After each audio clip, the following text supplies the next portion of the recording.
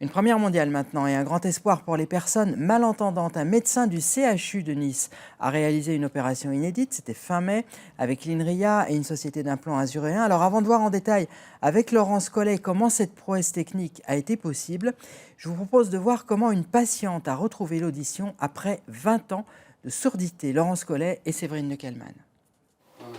Et elle t'a appelé, Serena ? Cette scène peut sembler banale. Laura et son mari sont très heureux de pouvoir la vivre. Pendant 20 ans, Laura était sourde suite à une maladie. Depuis octobre 2018, elle entend grâce à un implant cochléaire.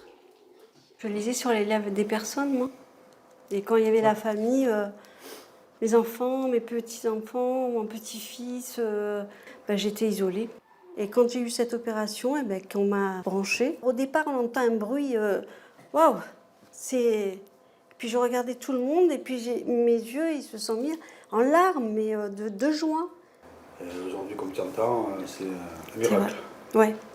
Pour moi, ça a été d'abord une nouvelle vie. Parce qu'on en arrivait même des fois à ne plus se supporter, et moi à ne plus la supporter, parce que justement, il y avait ces problèmes de surdité. C'est tellement magique pour moi de pouvoir entendre. J'entends les oiseaux qui sont dehors. J'entends le moindre petit bruit dehors, surtout. C'est dehors. Après, voilà, la télé. J'ai plus besoin de casque, pas besoin de mettre fort. Le contraire, je dis à mon mari, baisse, parce que c'est trop fort. L'implant cochléaire n'est pas adapté à toutes les surdités. Il a quand même permis à 600 000 personnes dans le monde d'entendre et de vivre normalement. Alors Laurence Collet, bonsoir. D'abord, une première chose, ces implants cochléaires, ça existe depuis un moment, mais les techniques s'affinent et c'est vraiment quelque chose de révolutionnaire.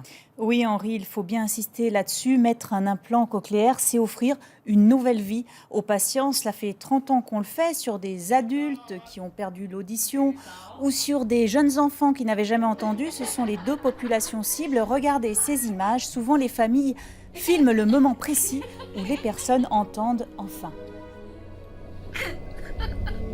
Yeah. Oh, really? Voilà Henri, vous avez chaque année une trentaine de personnes qui sont opérées à l'Institut universitaire de la face et du cou de Nice et qui vivent ces émotions donc. Alors mettre des implants cochléaires, c'est une opération, hein, il faut bien le comprendre. Alors cette opération, en quoi elle consiste? Expliquez-nous. L'opération consiste à implanter un tout petit câble avec des électrodes dans la cochlée. C'est un organe de l'oreille interne qui mesure seulement 5 mm.